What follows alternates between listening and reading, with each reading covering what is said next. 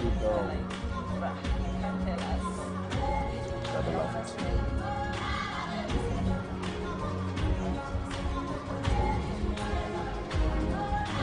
Is it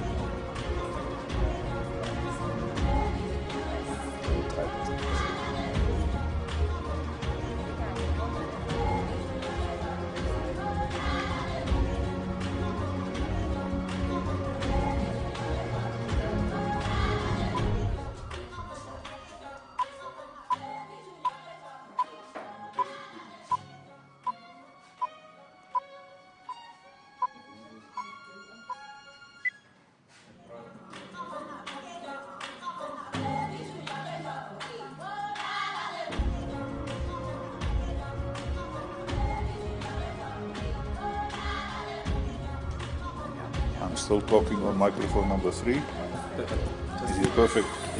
That's good.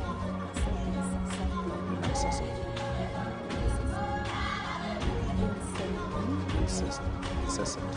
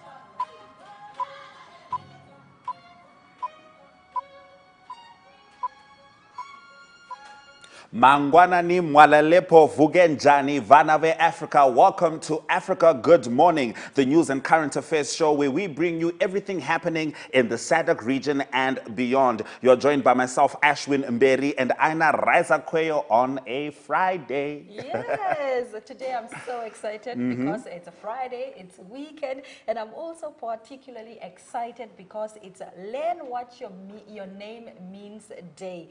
Do some research and find find out the origin and history of your name, the first and the last. Maybe you will find a great tale behind your name. Now, the purpose for this day is to encourage people to celebrate and appreciate their unique names. Now, I don't know what Aina means, but I do know what my middle name means, and it means praise. It's Hamberera, which means praise. Love it, Yeah, love it, love it. Ashwin means star. My Wow. second name, Taurai, means speak. Yes. So we've stayed in that lane for a while no now. wonder you are on this show because you are a star. Yes, there it is. We'll be right back.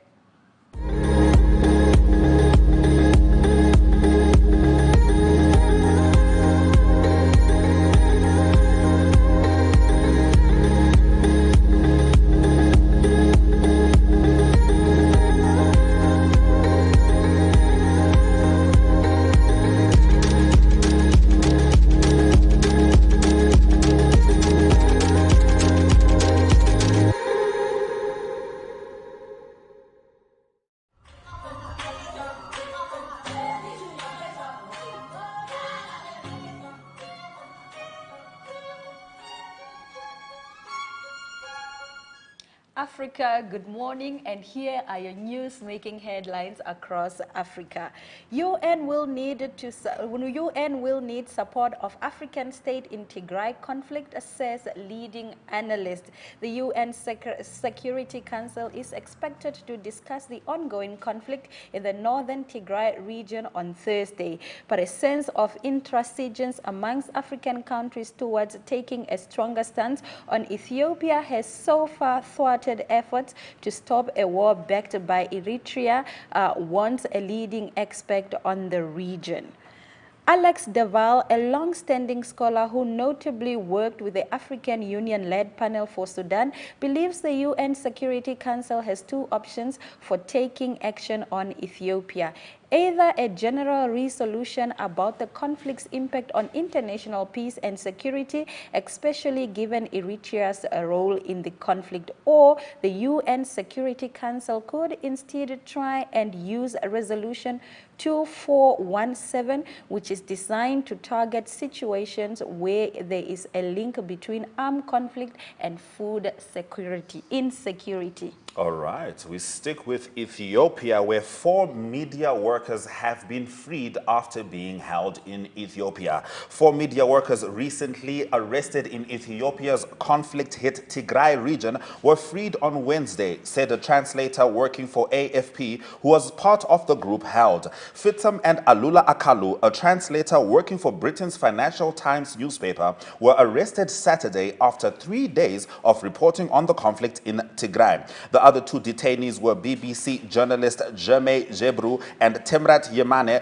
a local journalist. Officials have not given any reason for the arrest and did not immediately respond to requests for comment on Wednesday about the decision to free the men. In a telephone interview with AFP on Wednesday, Fitam described how soldiers barged into his home at around 1 a.m. on Saturday, accusing him of supporting the TPLF and possessing an unregistered satellite phone. Some of the soldiers called him a traitor for working with foreign media and accused him of setting up the story, he said. They said I betrayed my country for a little money, he said. I said I was only translating. I didn't fix any of the moments. I said everything is recorded and you can check it. All right, and now we move over to our next story. World Bank readies COVID-19 vaccine funds for around 30 African countries. The World Bank is preparing emergency financing to help about 30 African countries access COVID-19 vaccine. The global lender told Reuters as the continent scrambles to secure doses and start immunizing vulnerable groups. Only a handful of African governments have launched mass vaccination campaigns, whereas some countries in wealthier parts of the world have already administered millions of doses. Last week, the African Union's disease control body said the continental bloc was backing calls for drug makers to waive some intellectual property rights on vaccine to speed up their rollout to poorer countries. All right, now the next story, given our global position in the pandemic, is truly disturbing. Thousands of fake coronavirus vaccines seized in South Africa and China. Police have seized thousands of counterfeit coronavirus vaccines in South Africa and China and have made more than 80 arrests after a criminal network selling fake jabs was uncovered, Interpol said on Wednesday. In South Africa, police officers found 400 ampoules of fake vaccines, equivalent to around 2,400 doses, at a warehouse just outside Johannesburg. A large quantity of fake 3M masks was also found, and police arrested 3 Chinese nationals and a Zambian national. In China, police successfully identified a network selling counterfeit COVID-19 vaccines, raided the manufacturing premises, resulting in the arrest of some 80 suspects, and seized more than 3,000 fake vaccines on the scene. South African Police National Spokesperson Brigadier Vish Naidu said, since COVID-19 reached the shores of South Africa, the government has adopted an integrated multidisciplinary law enforcement approach. This, together with our association with counterparts from all Interpol member countries, is proving to be very effective, as we have seen in the arrests for foreign nationals attempting to peddle fake vaccines to unsuspecting people within South Africa. In Zimbabwe, heavy rains leave 1 dead. The incessant rain that have rendered some communities in Nyaminyami, including Mola and Mayohove, insensible except through boats, have left 1 person dead and damaged 16 homesteads. Rains have persisted in recent days, registering a rainfall average of for the week of 265.5 millimeters for some areas. Nyaminyami Rural District Council Chief Executive Master Cletus Mategwana said the situation was unattainable as they cannot offer assistance to the affected areas. All right. Now, in our next story, we've been reporting since around the beginning of the year, Nigeria has got multiple insurgencies, apparently terrorist insurgencies, but apparently they're second in the world. So generally, when we cover a story of people being abducted, it's very rare that we have a happy ending. But in our next story, freed Nigerian schoolgirls have been reunited with their families. Hundreds of teenage girls abducted last Friday from their boarding school in Jangebe in northwestern Nigeria were reunited with their families on Wednesday. State Governor Bello Matawale had announced the release of 279 girls on Tuesday, claiming that all were accounted for, a statement contradictory to the initial declaration of 317 missing girls. Parents could be seen scrambling to enter the school building to find their daughters, eager to confirm their safe return.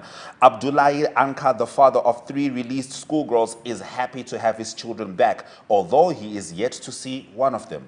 Yes, I hold her. I hold 2 of them. I was asking them, why is it only 2 of my daughters? You are 3. They say we were not in the same motor. So I said, what's happening? She said they are inside. So that's why I released them to get inside the hall, because I need to see them inside. Zamfara officials said bandits were behind the abduction, referring to the groups of armed men who operate in the region, stealing livestock on a large scale and carrying out kidnappings for ransom or to push for the release of their members from jail.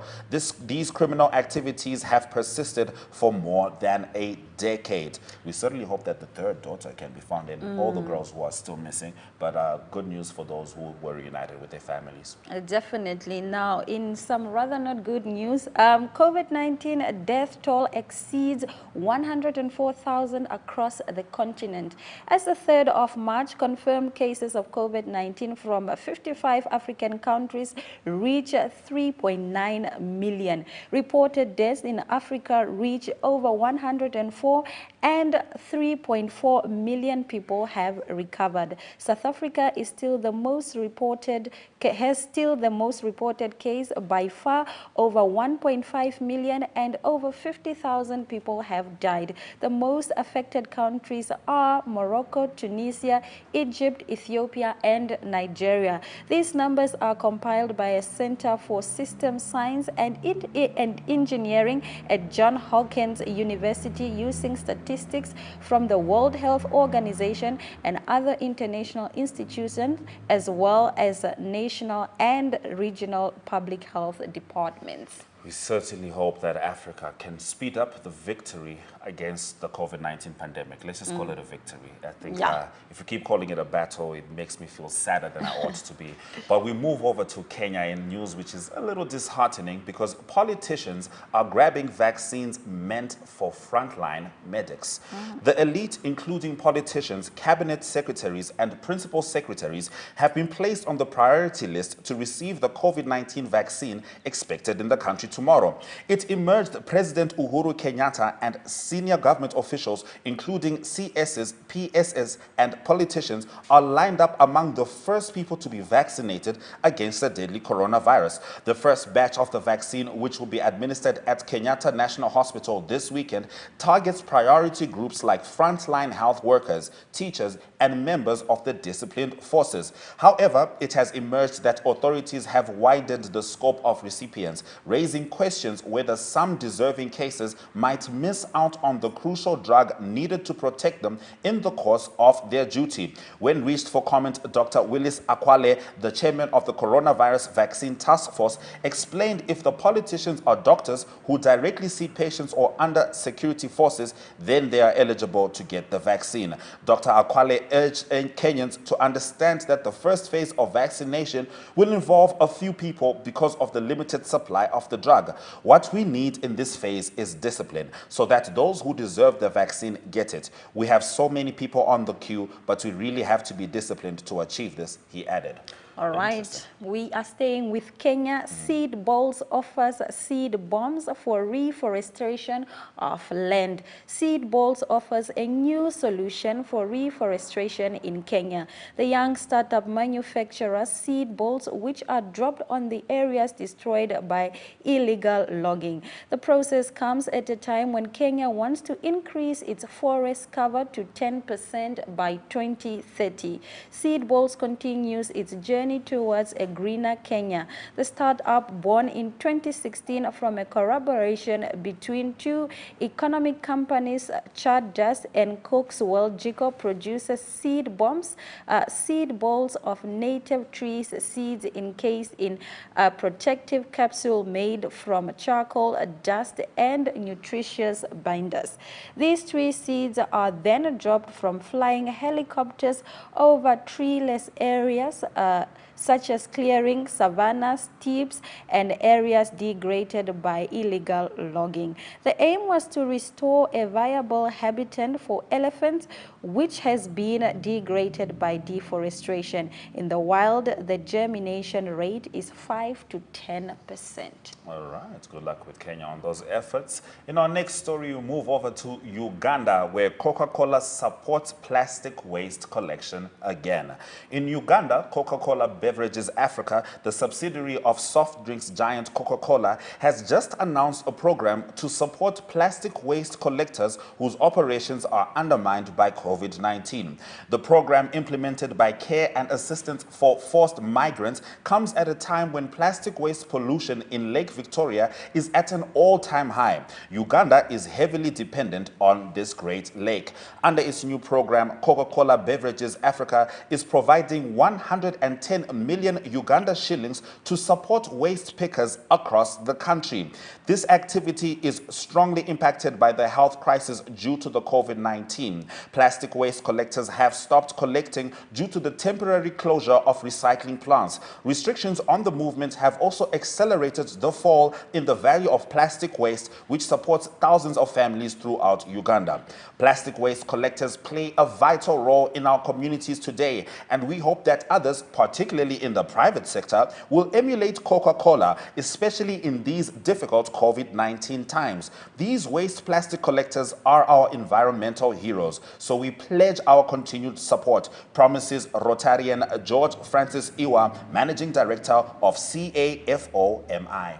All right, and in our second last story, COVID-19 oxygen emergency impacting more than 500,000 people in low and middle income countries every day as demand surges. More than 500,000 COVID-19 patients in LMICs estimated to need oxygen treatment every day. The new assessment shows that $90 million immediate funding are required to meet urgent needs in up to 20 low and middle income countries. Unitaid and Welcome will make an immediate contribution of $20 million in total for the emergency response. Now, Dr. Philip Dunton, Executive Director of Unitaid, said, "This is a global emergency that needs a truly global response, both from international organizations and donors. Many of the countries seeing this demand struggle before the pandemic to meet their daily oxygen needs. Now it's more vital than ever that we come together to build on the work that has already been done with a firm commitment to helping the worst affected countries as quickly as possible." All right. Now, in our last story, World Wildlife Day was on the 3rd of March, and the UN Chief Antonio Guterres says, "Protect forests for people, planet, and prosperity." Under increasing threat from the unsustainable use of forest resources and wildlife trafficking, the UN chief called on Wednesday for people and governments everywhere to step up efforts to protect forests and support forest communities. In so doing, we will contribute to achieving the Sustainable Development Goals for people, planet, and prosperity, Secretary General Antonio Guterres said in a message commemorating World Wildlife Day, highlighting the benefits of forests, home to about 80% of all terrestrial wild species. Mr. Guterres explained that they help regulate the climate and support the livelihoods of hundreds of millions of people. Every year, unsustainable agriculture, timber trafficking, organized crime, and illegal trade in wild animal species cost the world about 4.7 million hectares of forest in an area larger than Denmark. The latter also raises the risk of zoonotic diseases such as Ebola and COVID-19, Mr. Guterres says.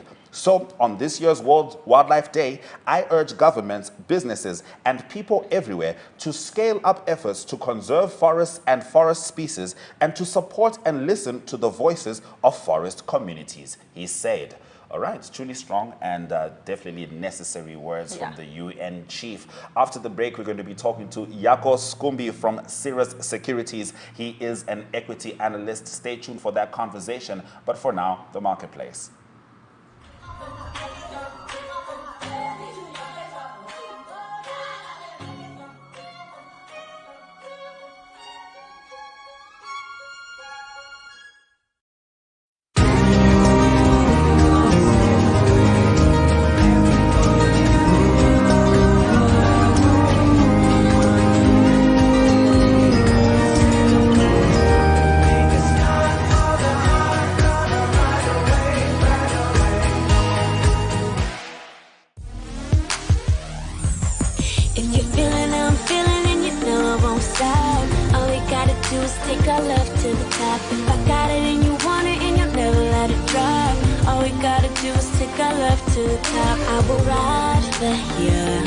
Baby, you didn't die for him. When I'm loving you, but my heart don't stop.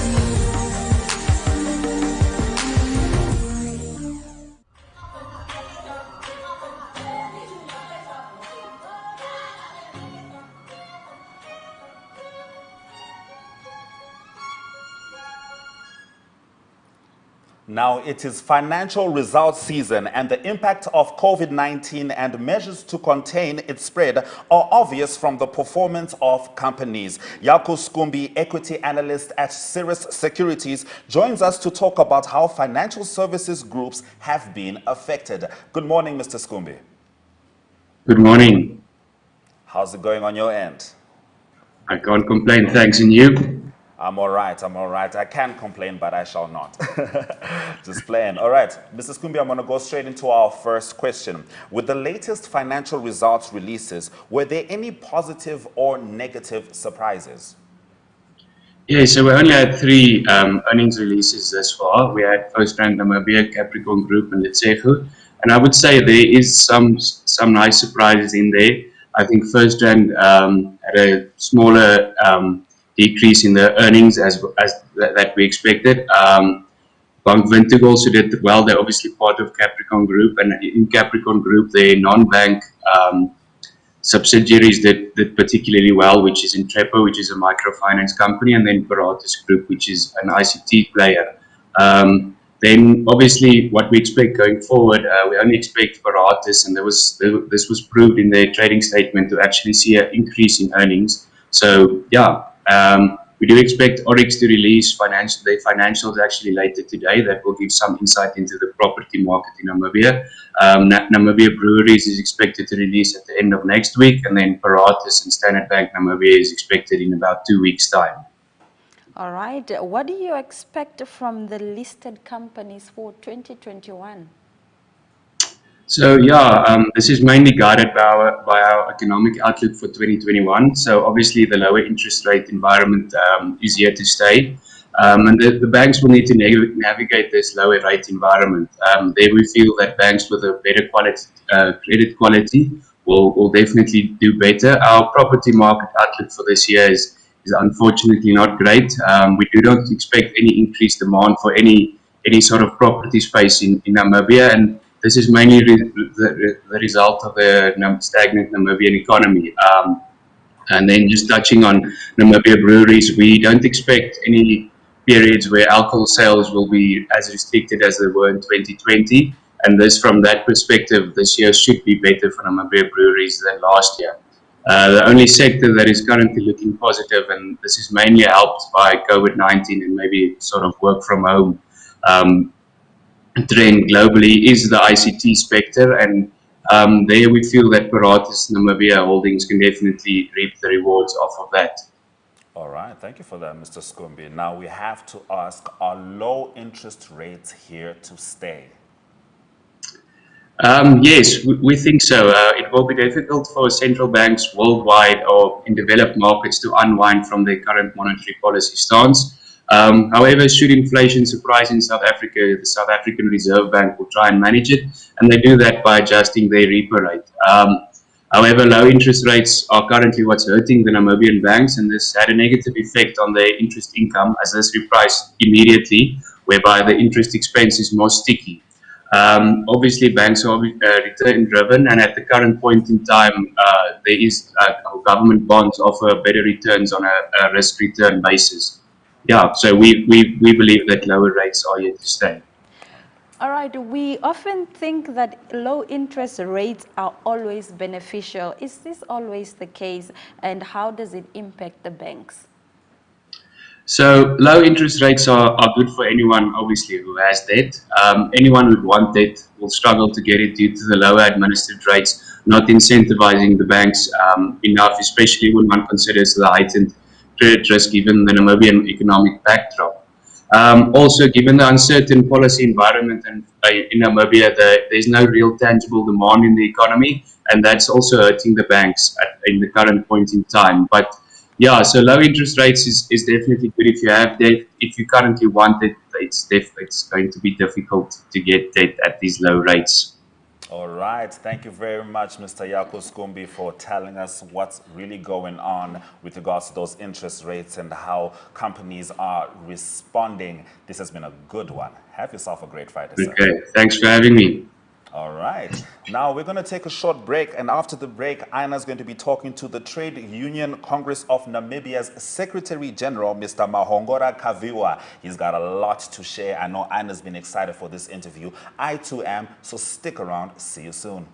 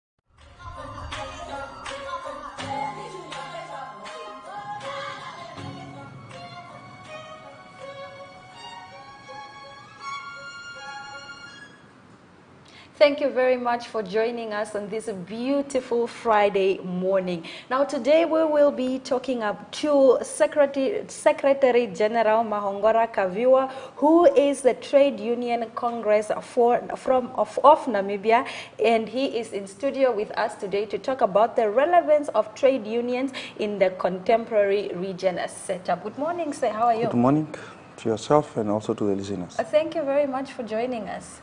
Now, I understand that trade unions are here to stay. They've existed before. Talk to us about how they looked like before independence and how they look like after independence. Yeah, thank you very much. I think that trade union existed Yeah. before the uprising of African countries in quest of their freedom. It had been there, it will continue being there. Now, in African perspective, is that any social grouping which was formed by a group of individuals, it tend to end up the fight, to join the fight for the liberation movement, for liberation of the various countries. And that is not exception for trade unions. Yeah. So trade unions before independence of various African countries, they had common interests with the other sectors of society of ensuring that each countries attain its independence. However, after independence, trade unions opted to go back to basic and redefine their roles in the contemporary independent country of their in various aspects. Yeah. Now, some of the trade unions failed to do so.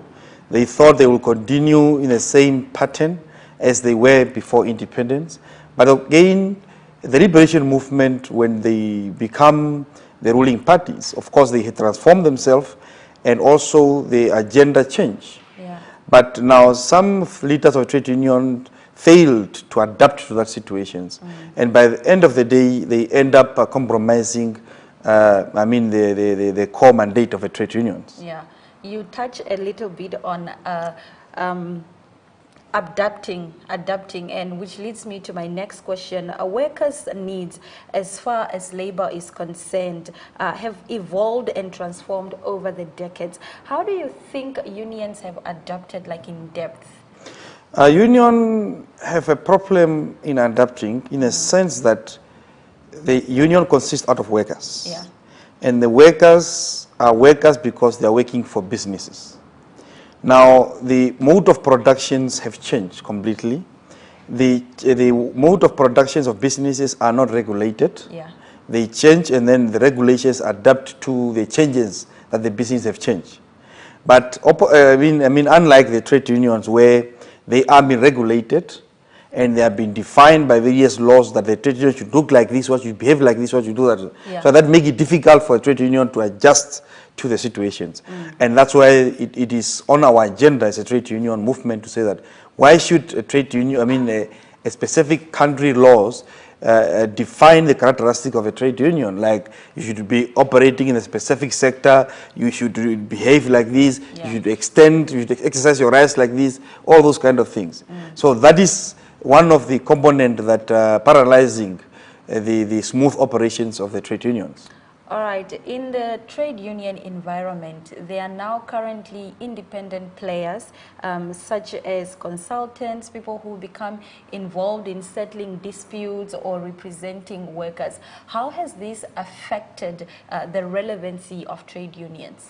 It has affected the levels of trade union. Why? First, let's ask us first, why are these new players emerging? Yeah. Is the first question that you ask. They're emerging in a sense way that the trade unions are being regulated, and as indicated earlier, they've been paralyzed. Yeah. So each and every individual within the community see an opportunity where a trade union is restricted to move. Each one who's not regulated see an opportunity to intervene, to join that vacuum and fill it up. So now, whether the labor consultants are representing the workers genuinely as trade union are doing is a different question itself. But of course, we have observed it even in Namibia that the labor consultants are there to make money. That's the bottom line. Yeah. They are not there to resolve, and they don't exist for the mere purpose of resolving the labor dispute, unlike the trade unions who are formed solely for that purpose. So what is most important now, what the trade union should fight across the world, is to be part and parcel to all policy-making decisions or processes. We are encouraging also intensive and institutionalized social dialogue, where we can be involved in policy development and trying to see how can we, or any development of any country, how can it take trade union or the social aspects in consideration. So we are talking about the concept where we say that a social contract, where any economic engagement should have that component of social contract, meaning that it should respond to society. Okay. Now, historically, trade unions have been politically affiliated. How do you think, what is your view on this first and foremost, and how do you think it has affected workers' representation? Political affiliation is one of the bad things. It's just like you know, every institution within a society plays its own role. Now, the moment you start engaging in another person's role, then you are compromising yourself. Just like car. You have an engine, you have tires. The moment the engine starts to want to perform the job performed by the tires, will that car move? The answer is no. So what is very important is that trade unions have a duty, but have a duty to collaborate with others. Now, at independence, what is very funny is that the liberation movement, when they took over the government, they wanted to capture every aspect of the livelihood of a person. That's why they introduced the policies of job for comrades and all those kind of things. And they also make sure that the trade unions that have alliance with them or affiliated to them or in their pocket, this trade union flourish in terms of economy, their economic status, in terms of membership. So if especially those in public sectors, you realize that when the person is employed in public sectors, the application of trade union also accompanying all the other forms. So that was the notions. But of course, with time, we have educated people, and now they have realized that it's not the way to go. All right, thank you very much for this very insightful interview. I am well educated, and thank you very much for joining us. Thank you very much for having. Let's continue engaging. All right, that was a very engaging interview. We'll be right back after the weather. Thank you.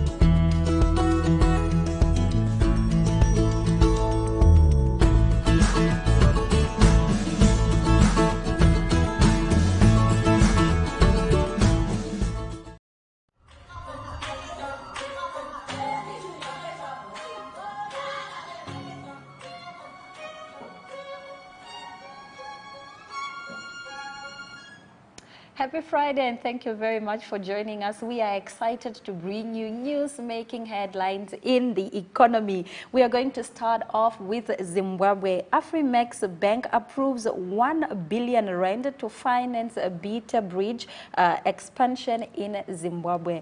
The African Export-Import Bank has approved 70 million to finance the expansion and upgrade of the Beta Bridge border post in Zimbabwe.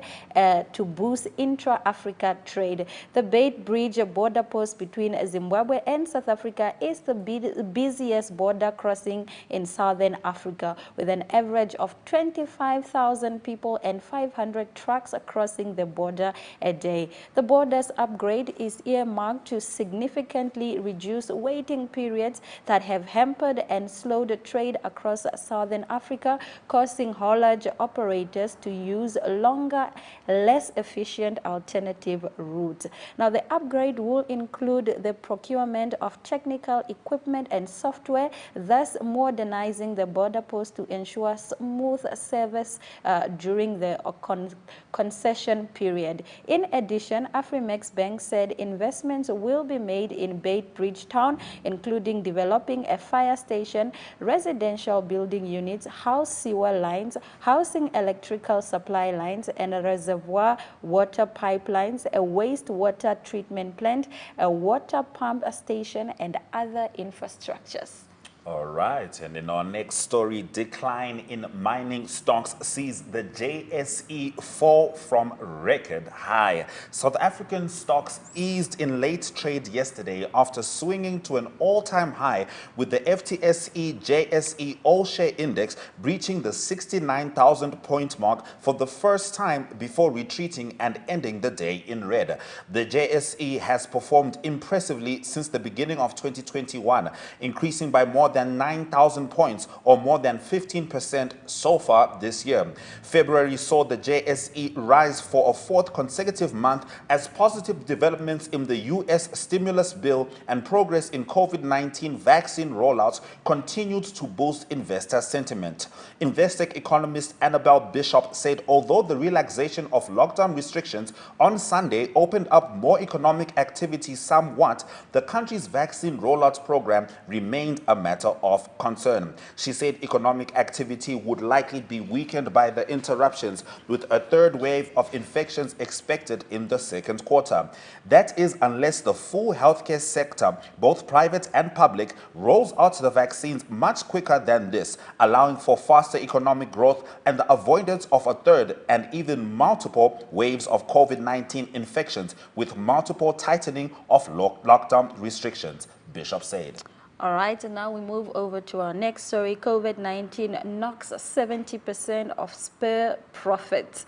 Multi-brand restaurant franchisor Spur said yesterday that its profit took a massive hit on the harsh COVID-19 lockdown trading restrictions, falling more than 70% than in 6 months to the end of December. The group said the second wave exerted more pressure on its bottom line, with sales and profitability trembling. Spur said its headline earnings fell 76.4% to 26.8 million rand, and diluted headline earnings per share fell 74.5% to 31.88 cents a share, while revenue declined 40.2% to 314.2 million rand. However, online ordering system and other partnerships with third-party delivery service Master D Foods and Uber Eats helped to drive customer support during the pandemic. Takeaway sales more than doubled over the previous year and now accounts for 27% of the total restaurant sale, with a takeaway sale in Rocco Mama's comprising 53% of the brand's sale. We grew our sales with Master D by 70% and Uber Eats by 41% during this period, Chief Executive Val Nicholas said. All right, and in our last economic news story, Eskom board backs De Ruyter in spat with suspended official. Eskom's board has expressed its support in the utilities leadership, particularly in the wake of CEO Andre De Ruyter's fallout with suspended Chief Procurement Officer Soli Shisatangano. The board of Eskom therefore wishes to affirm its support and confidence in the executive management of the company in instilling a high-performance culture, including the application of appropriate consequence management in accordance with Eskom's internal disciplinary processes. The board has complete faith in the company's internal processes and governance procedures to deliver a fair process and outcome of the matter of the suspended Chief Procurement Officer, Eskom's board said in a statement. The statement came after the Standing Committee on Public Accounts was set to preside over a hearing into Eskom's annual report on Wednesday, 3 March 2021. These allegations and the accompanying unwarranted attacks on Eskom's management team have the potential effect of distracting management from the critical role of restoring Eskom to operational effectiveness and financial stability, further said. All right, interesting stories coming from the economic news front. After the break, we're going to be talking to Ari Hochad about sport. Before that, it's going to be Flex Minutes, so you can get your gym workout outfit ready. But prior to that is the economic indicators.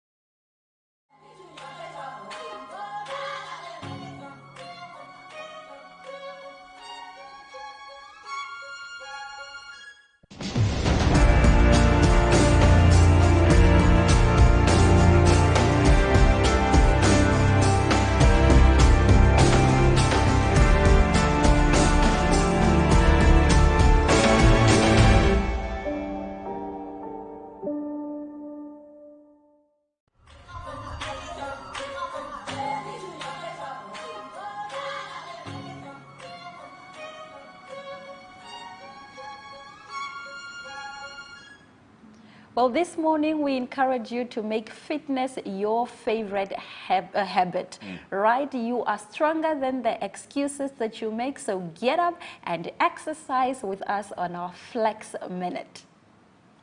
Hello Flex viewers and welcome to another Flex Minute. I'm Jeanette Diergaard, your presenter for Flex. Now for today's one, we are bringing sexy back, meaning we're going to work on our back. So we're going to do body weight workouts where you can actually, do some stuff to get your sexy back, to bring that sexy back back. Okay, so we're going to start off with a prone press and pull. So what you want to do is, it's almost like a Superman, but with this one, when you reach out and come in. So constantly, you don't want to be touching the floor at all, and your face stays at a level that's above the floor, like 2 centimeters or so. So you really have to keep that contraction the whole time. Okay, so you go down and bring up your arms or bend your arms again as you come up. Okay, and then another one that we're going to do is the cobra pose, but we're going to start off as a downward dog.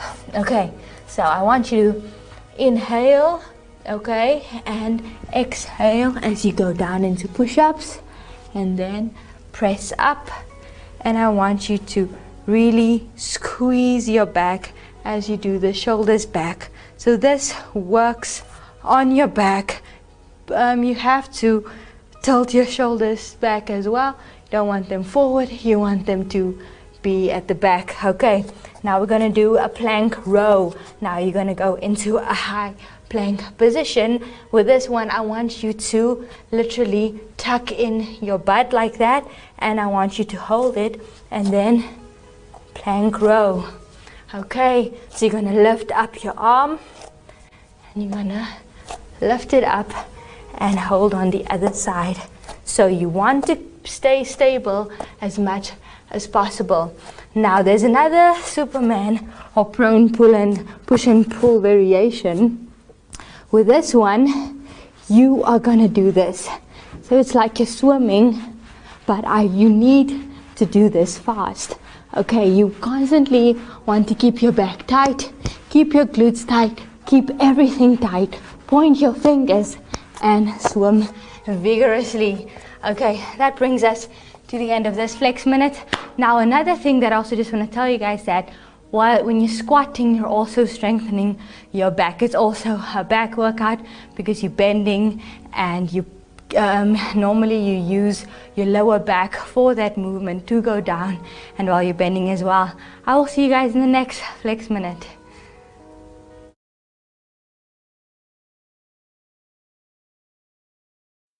Was our flex minute. Aina and I were just joking about how our only exercise has been running our mouths, but we're definitely going to do our best to join Jeanette, especially with those creative exercises we saw there. Right about now, it's time to talk about the people who exercise and compete for a living. Sports news with Ari Hohad. How's it going, Ari? Very good morning, Ashwin. Yes, I think Aina is right. Me and you must remember we're stronger than our excuses. So I'm going to go straight into a plank after the sport. All right. Well, I won't lie to you. The only plank I hope to be on is the Swakopmund jetty as I make my way to wine. However, in sports news, I know your first story is the Zimbabwe cricket team winning by 10 wickets against Afghanistan. Take it away. Yes, Ashwin, it's a Zimbabwe cricket team that they're playing Afghanistan. They're playing it in Abu Dhabi. They're playing 2 tests and then a few T20 tournaments, so two T20 games. The first test, Zimbabwe won by 10 wickets. Low-scoring game. It was over in 2 days. And the star of the game, the man of the match, was the captain of Zimbabwe, Sean Williams. He made 105. So the second test will start the 10th of March. Also in Abu Dhabi. And then also it's the African Under-20 Cup of Nations that's happening at the moment. It's finishing off actually. It's the finals that's going to be played tomorrow. And the third and fourth place playoff between Gambia and Tunisia. The final is going to be tomorrow. That's going to be between Ghana and Uganda. They're playing in the final of the Africa Under-20 Cup of Nations. And Uganda seems to be the favorite. They beat Tunisia by 4-1 in the semi-final. So everybody's talking about Uganda being in that final. And then in the other news, the cricket news from South Africa is that Themba Bavuma was confirmed as the T20 and the 50 overs cricket captain for South Africa, and that is for the next 2 years. So that is significant news for South African cricket. Bavuma becomes the first black captain to captain the South African national team. And I can just imagine how proud Basil de Oliveira would have been to hear that news. And also Dean Elgar was confirmed as the test captain. That's also for the next 2 years. And then other cricket news, India is currently playing England. They're hosting England in a test series. It's the 4th test, a very crucial test that's happening at the moment in Ahmedabad in India. And the first innings, England batted first. They won the toss. They made 205. And earlier this morning, India started batting, lost 2 early wickets. They were 43 runs for the loss of 3 wickets just a while ago. And another big game this morning is in New Zealand. It is New Zealand and Australia playing in a T20 series, and they're playing the 4th game in the 5 series game. That game is being played in Wellington. New Zealand hosting Australia. New Zealand is leading 2-1 in that series at the moment. And then English Premier League, it's always we talk about English Premier League. over the weekend last night. It was Chelsea that beat Liverpool, the defending champions, losing again. They're losing ground for the top four at the moment. And the big game this weekend will be the two Manchester teams. It will be Manchester City that will host Manchester United. That's going to be on Sunday. So that will be a big game. And also on the weekend, it's third place currently Leicester City. They are away to Brighton. And then Liverpool play Fulham. And Burnley, they host Arsenal. And then lastly, there's also some golf happening. Most of the golf happening at the moment in Florida. Seems like the weather is the best in Florida in the USA at the moment. And in the men's section, the men's PGA, it is the Arnold Palmer Invitational being played. That is being played in Orlando, Florida. First round leader from last night or from early this morning, South African or Southern African time, is Rory McIlroy. He made 66, that is 6 under par. Corey Connors of Canada is the same score, 6 under par. And Bryson DeChambeau on 67. And the best Southern African player at the moment there is Christian Besaidnout.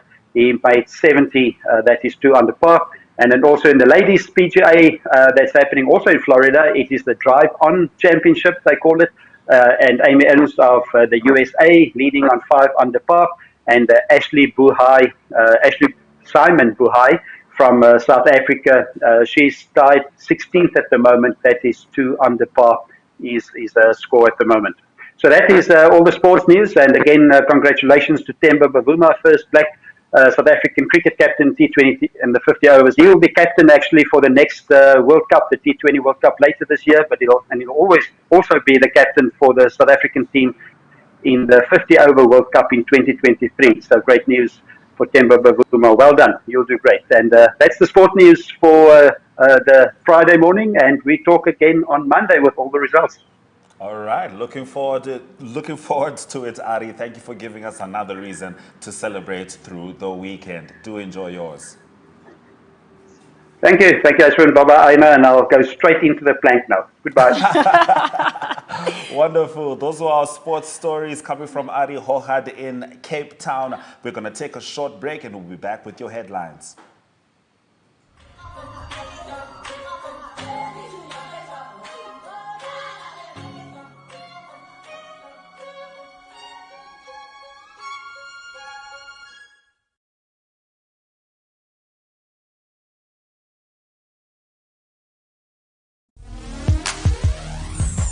If you're feeling how I'm feeling and you know I won't stop, all we gotta do is take our love to the top. If I got it and you want it and you'll never let it drop, all we gotta do is take our love to the top. I will ride for you, baby, even die for you.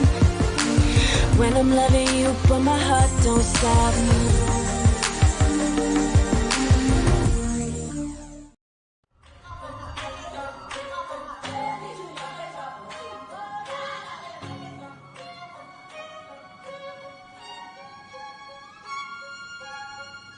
This is Africa Good Morning, and we have been coming to you live from 7 a.m. We're about to call it a wrap, but we won't do that without reminding you what your headlines are.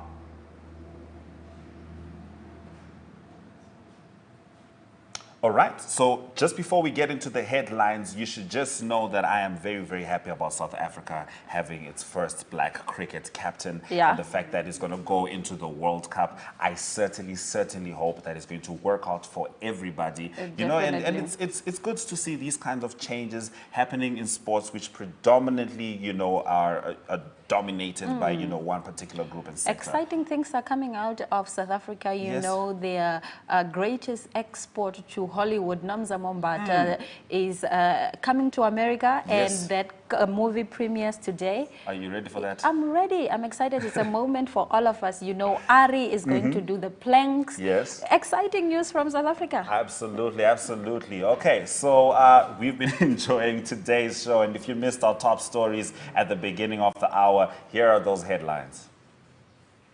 United Nations will need support of African states in Tigray conflict, says leading analyst. Afrexim Bank approves 1 billion rand to finance Beitbridge expansion in Zimbabwe. 4 media workers freed after being held in Ethiopia. World Bank readies COVID-19 vaccine funds for around 30 African countries. Thousands of fake coronavirus vaccines seized in South Africa and China. Those are some of our stories. Yes, we've waited all week for Friday. Friday is here. It's here. We are going to live our best lives. We have to. And we are excited to receive videos, pictures, anything from you. You can email us at agm_2centsworth@nmh.com.na. Alternatively, we are on Facebook and Twitter at Africa Good Morning.